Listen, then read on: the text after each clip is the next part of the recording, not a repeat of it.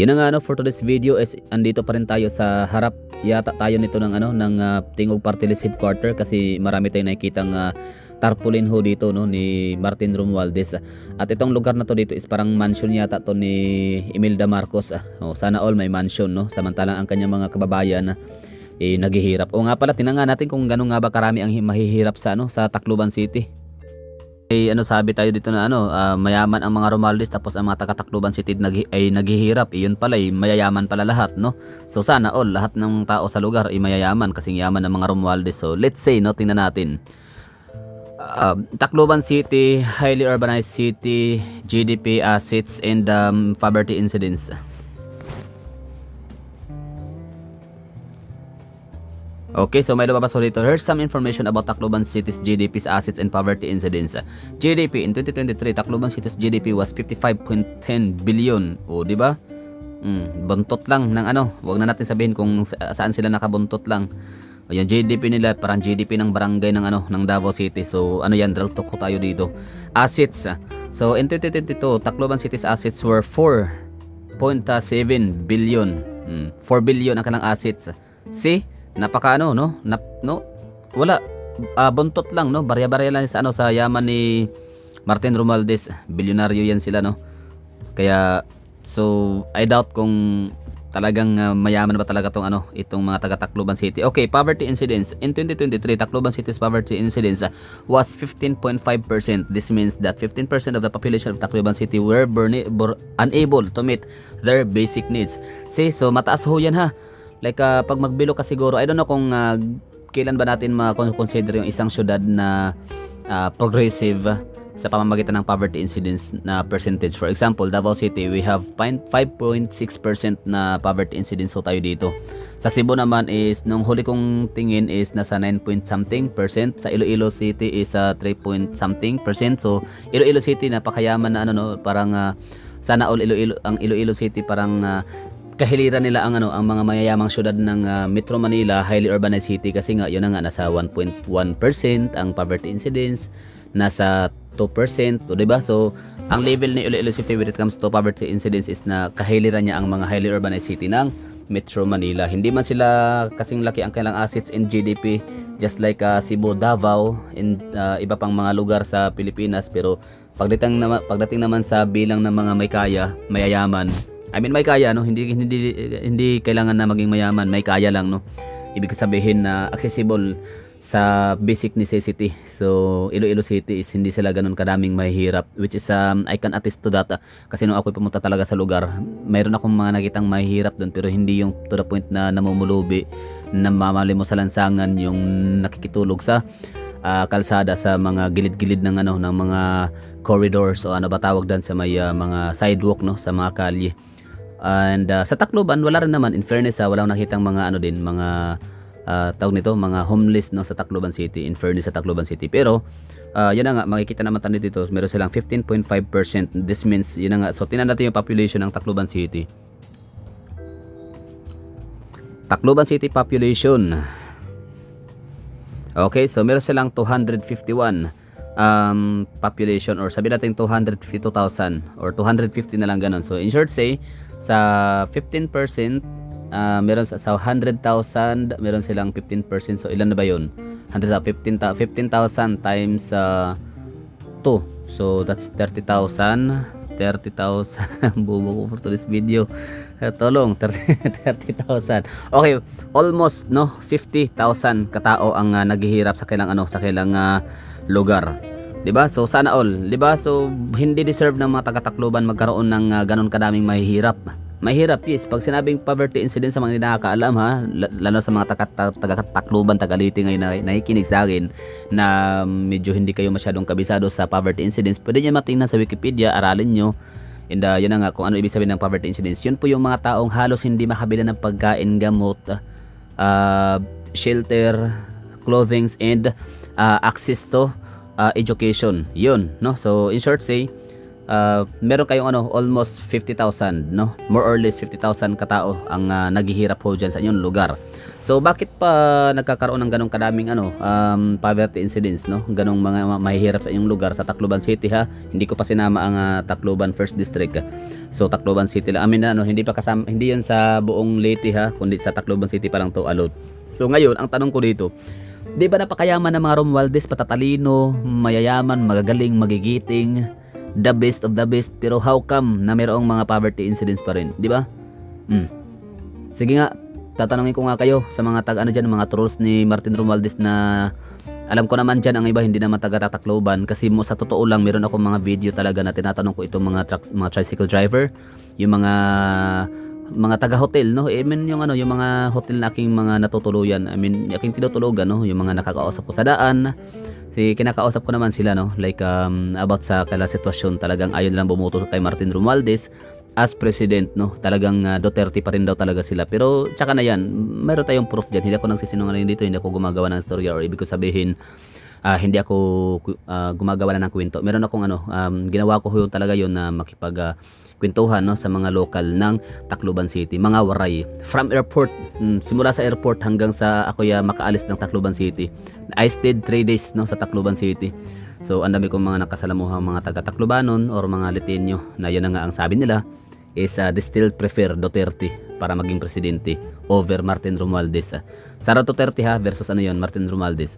Iyon, partida, taga Tacloban yung mga yon, taga Leyte na yun, pero bakit si Sara pa rin ang yung kalang pinaka first choice. Iyon, so ang ganang poverty incidence is 251. So ngayon, ang ko dito, balikan natin dito sa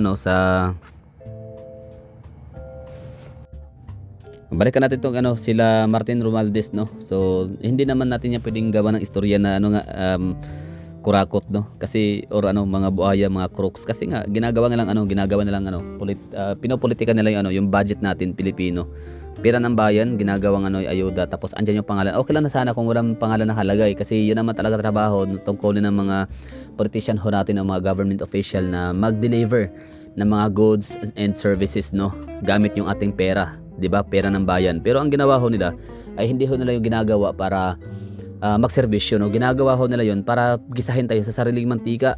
Kumbaga, kasi alam naman natin at mga Pilipino, 'di ba, tayo talaga, kahit pa sabihin natin na napaka-accessible natin ngayon sa sa napakaraming mga information, no, source of information. Meron tayong Wikipedia, meron tayong AI, Meta, DeepSeek, meron tayong Facebook, YouTube, TikTok, at kung ano pa mga platforms na pwede talaga nating marilayan kahit paano, no, ng mga information. But still, marami pa rin tayong mga kababayan talaga na mga sabihin nating hindi alam, no? Sakit man ang word na ignorance, pero ganun talaga yun, eh. Ang dami pa rin tayong mga kababayan, mga ignorante, na yun po yung inaaboso nitong mga hayok sa pera, itong mga sakim, no, sa kapangyarihan, uhaw sa kapangyarihan, mga ambisyoso, no, na maging presidente, na wala namang katalent-talent talaga. Martin Romualdez, hindi ka naman talaga magaling, pera lang talaga meron kayo, magaling ka lang sa investment, gano'n, no, mayaman, minana sa iyong mga magulang na kapirahan. Pero kahit nga si Karen Davila hindi nga makapaniwala sa yaman na iyong namana, no, or sa yaman na meron ka, kasi nga basta nag-iisang politician itong si Martin Romualdez na mayaman na walang liabilities. Panoorin natin ang interview ni Karen Davila. Kayong mabuti. You are the 9th richest politician in the Philippines with declared assets of 474 million pesos and zero liabilities. Grabe, 474 million pesos with zero liabilities. Sana all. Sana all talaga. How did you get this rich? Well, I was a lawyer before I became a congressman. I still am. And I was in the corporate world. I was able to rise up the ranks of some corporate boards.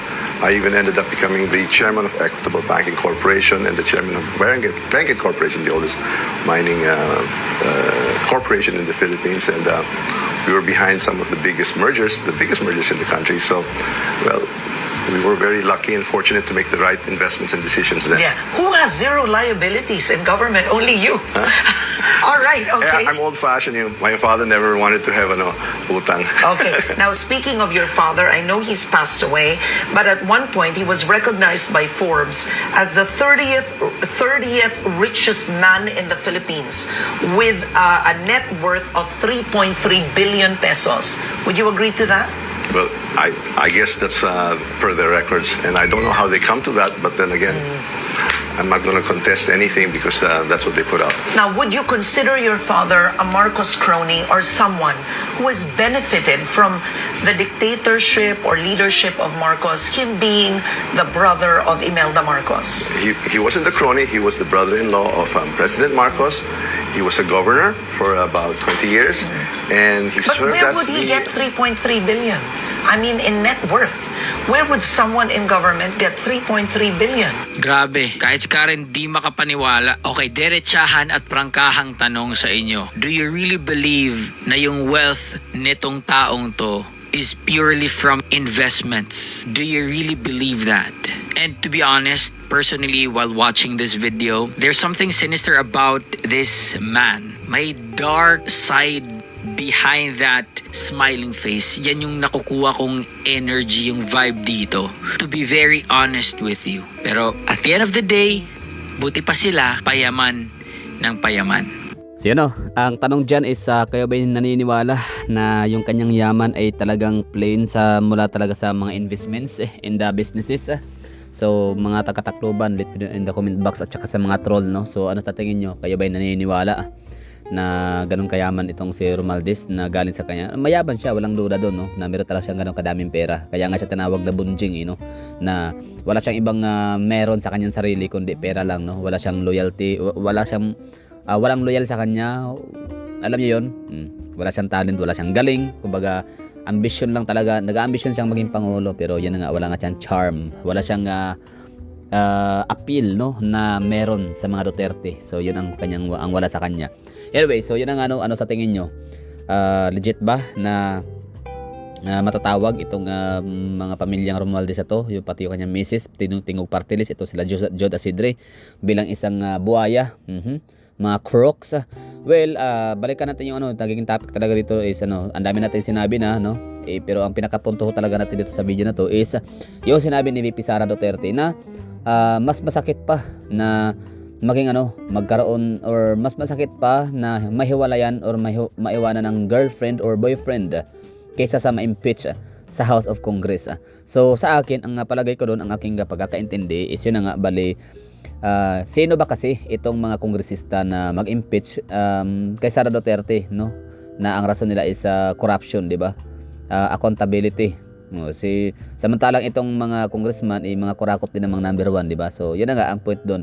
Parang hindi siya sakit, hindi siya insulto. I mean, hindi siya masakit para kay VP Sara Duterte na yan nga, husgahan siya, sabihan siya nga magnanakaw, kurakot ng mga taga-congressman. Kasi baka hindi nyo alam, baka nakalimutan nyo na ang House of Congress ang pinaka-hated individual, or pinaka-hated na the most hated independent body, di ba? So meron tayong legislative, yun na nga sila, no? Meron tayong House of the Senate, meron tayong basta marami tayong mga independent body sa gobyerno natin, no? sa ating bansa. Pero ang pinaka most hated talaga, pinaka inaayawan, didirihan talaga ng mga Pilipino ay itong mga kongresista dahil ubod ng sama at kakurakot. Alam nyo, mas masakit pa ang maiwanan ng boyfriend o girlfriend kesa ma-impeach ka ng House of Representatives. Di ba? So, yun ang sinabi niya. So, ang pagkakaintindi ko doon, ipapalagay ho natin siya na, for example, ikaw, pagsabihan kang pokpok, for example, sorry sa term ha, pero pokpok, gano'n na lang, no? Ang sinabihan ka ng pokpok ng mga babaeng pokpok, alam niyo yun? For example, alam niyo yung walking street ng Angeles City. Di ba maraming mga doon, mga sex worker. Although hindi naman sila masasama, ha. Sorry sa term. I mean hindi not meant to offend or to offense, no, sa mga nagtatrabaho sa sex workers industry, no. Walang problema ho yun. Wala ho akong discrimination sa kanila, pero mostly kasi, di ba, madalas sa mga ganyang awayan, parang pokpok ka, ganon, di ba? So ngayon, ang sinabihan, kunyari, for example, si Sara Duterte, sinabihan siyang pokpok, ganon, no, pokpok ka. Ang nasabi naman sa kanya is yung mga babaeng mga pokpok talaga, no, nakahilira doon sa sa mga lugar kung saan mga pick-up girls, no, mga pick-up ng mga babae. So ngayon, kumbaga, hindi masakit para kay Sara Duterte, nasabihan siyang pokpok, parang ganun. Kasi ang kung nanggagaling din naman sa mga babaeng pokpok din naman talagang tunay, at siya hindi naman talaga siya pokpok, sadyang wala lang, at pinagtripan lang siya, sinabihan lang siyang pokpok, ganun, no. So the same scenario sa House of Congress, no. So inimpeach nila si Sara Duterte dahil nga si Sara Duterte is kurakot. So sino ba ang mga nanghusga? Sino ba ang nag-judge kay Sara Duterte bilang isang kurakot? So syempre ang mga kongresista. At hello mga kababayan natin, mga Pilipino, mga hagala, makinig kayo sa akin. Hindi nyo ba alam? Kayo ba'y naniniwala sa mga kongresista na walang kurakot, walang korupsyon? 'Di ba? Di ba, the audacity na sabihin nilang kurakot si Sara Duterte, whereas samantalang sila ang pinakakurakot na independent body sa ating lipunan, sa ating bansa. Sila nga pinakaayawan, pinaka-hate, no? Pinaka-most hated na mga politicians sa Pilipinas. Ginagawa pa nga silang villain, ginagawa pa nga silang kontrabida sa mga palabas, di ba?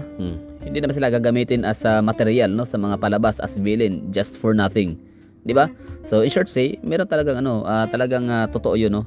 In real life, talagang kurakot to talaga karamihan, no, majority sa kongresista. For example lang ngayon, di ba? Sa out of 300 plus na congressmen, 225 ang 215, tapos parang may humabol daw na parang 25 ulit, so parang nasa 250 or something. Basta 200 plus ang pumirma in favor sa impeachment ni Sara Duterte. So it simply means ganyan kadami ang mga kurakot natin sa Pilipinas, sa ating bansa, na dapat sila ay ang trabaho nila is magre-represent, no, sa kanilang constituents, di ba? Hindi sila yung gagawa sa sariling desisyon. Dapat bago mo na sila bumoto, tanungin mo na nila, mag-survey mo na sila sa kanilang mga botante. For example, sabihin natin na first district of ng Leyte, di ba? So ilang libo ba ang diyan ang kailang constituents ng electorate.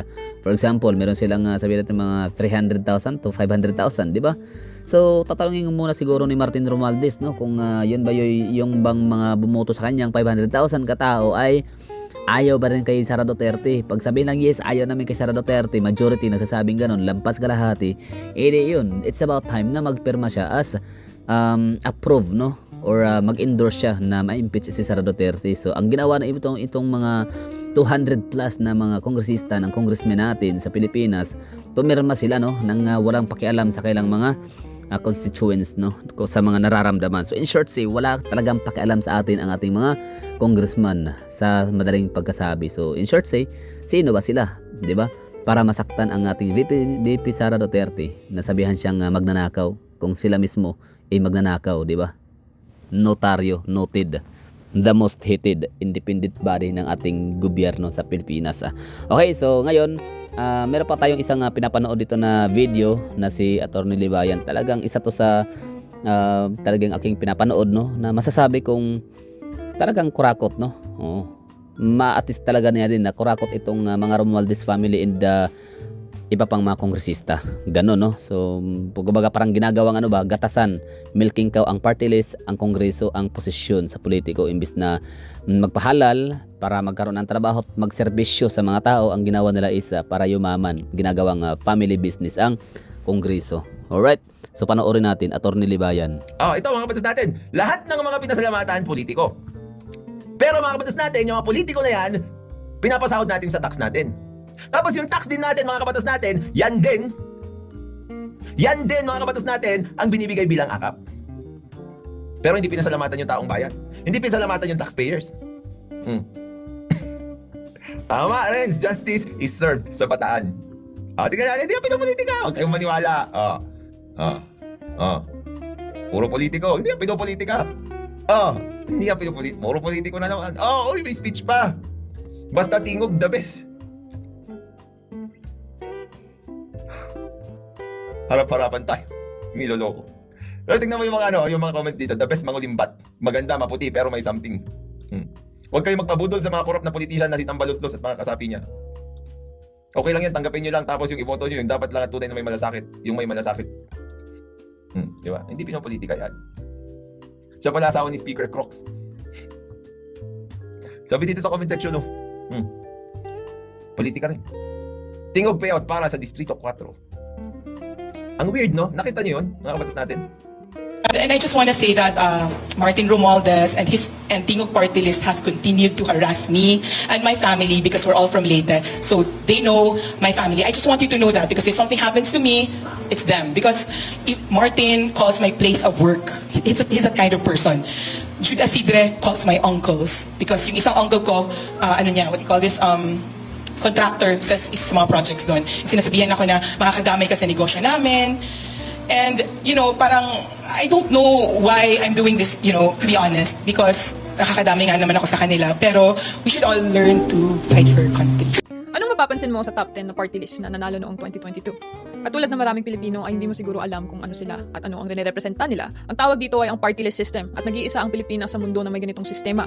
Sinulat sa 1987 Constitution ang sistema na ito para bigyan ng boses ang mga Pilipinong marginalized katulad na lang ng indigenous people, magsasaka o PWD upang maging parte rin sa Kongreso at gumawa ng batas. Pero sa totoong buhay ay ginagamit lamang ang party list system ng mga political dynasties, celebrities at kahit MLM para sa sarili-sarili nilang agenda. Dahil dito ay kung ano-ano na lang na pangalan ang lumalabas sa balota natin. For example, sino nga ba talaga ang marginalized sa Tutok to Win? Si Willie Revillame o sa Smile Party List? Sino ang marginalized sa Smile? Ang mga ngumingiti? Nagagawa nila ito dahil ang batas at regulasyon sa pagbubuo ng party list ay hindi sapat at klaro para talaga sa tunay na marginalized. At dahil dito ay naging baliktad. Kasi ang tunay na marginalized ay walang means para mangampanya. Syempre, kung mahirap ka talaga, minority at walang koneksyon, saan mo kukunin ang oras at pondo? Hindi sila binibigyan ng tulong ng gobyerno o incentives na makilahok. At iniwan na lang sila na gumawa ng paraan na biglang sumali sa politiko at makipagkompetensya sa mga trapo. Isa ito sa napakaraming pagkukulang ng ating 1987 Constitution. So yun na nga ano sa tingin nyo? Mga taga-Leyte, ganito lang, shout out I'm calling out mga taga-Leyte in the First District Leyte in particular ng mga nasasakupan nitong si Martin Romualdez and shout out sa mga taga-Tacloban City, no? So ano sa tingin nyo? Kayo ba ipapayag na lang na ang yayaman lang sa inyong lugar ang magiging super duper rich or yung aasinso, aangat lang sa buhay ay itong mga Romualdez, sila Imelda lang, itong si Martin Romualdez lang at saka yung kanyang pamilya at mga alagad, mga alalay na sila Jude Asidre? Papayag ba kayo nun? Samantala inyong lugar hindi pa kayo ganun ka asinsado, no? Kulang pa, ang dami, wala kayong taxi, wala kayong metro taxi sa inyong lugar.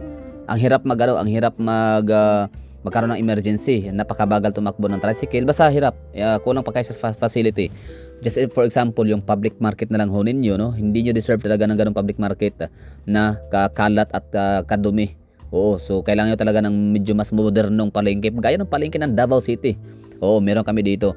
Actually, itong mga nagagalit sa akin sa comment section dahil sa mga content ko sa Tacloban City and about to Martin Romualdez, mga troll yang mga yan, mga nagtatrabaho yan sa opisina ni Martin Romualdez na hindi ko rin naman sila din masisisi kasi nga sa hirap ng buhay ngayon, kasi nga naghihirap ang mga Pilipino karamihan ng ating kababayan dahil nga talaga sa hindi talaga tama ang distribution ng kapirahan sa ating bayan, kasi nga ang malaking porsyon bahagi ng pera natin is imbis na i-segregate, imbis na i-circulate ng tama sa ating pamayanan, yun, nasa bulsa ng ating mga politician, ng ating mga congressman, no? Ating mga taga-kongreso, taga-tingog party list, nasa kaila ang kapirahan natin. So imbis na yung serbisyo ng publiko na talagang dapat natin makukuha, deserve natin dahil nga inihalal natin sila, ay hindi nila na ibibigay sa atin. In short, instead parang ginagamit pa nila as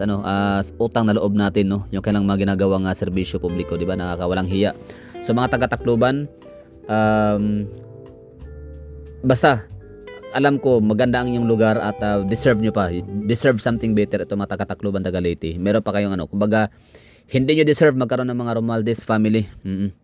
Sana manawagan kayo na si Ted Filon na lang, no? Bumalik sa inyong lugar at tumakbo bilang congressman, kasi mayroon daw yung napatunayan, sabi pa na aking mga nakausap ng mga tricycle driver, mga frontliners ng Tacloban City. So yan lang siguro, maraming thank you sa mga nanonood, no? So yun lang, sana ay sabi nga ni Inday Sara Duterte, God save the Philippines from these crooks. Yan oh, pangit ng ano nila oh, ng public park, public plaza. Hindi man lang ma-renovate ni Martin Romualdez. Yun na nga, kasi siya, nakafocus sa kanyang ambisyon na maging pangulo. Wala nga siyang wala nga siyang achievements sa kanyang nasasakupan, sa kanyang mga constituents, sa kanyang distrito.